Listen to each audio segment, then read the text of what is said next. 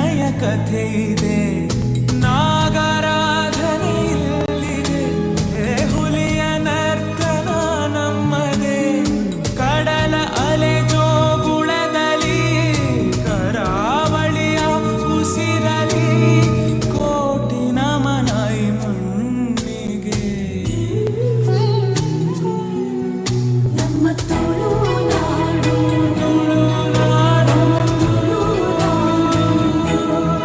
ಎಂದೆಲ್ಲ ತುಳುನಾಡು.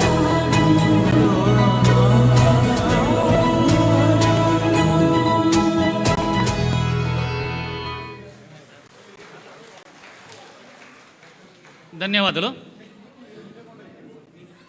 ಹೇಮಲತ್ ಶೆಟ್ಟಿ ಸ್ಟೇಜ್ ಬರೋದು ಕೇಳೋದಿಲ್ಲ.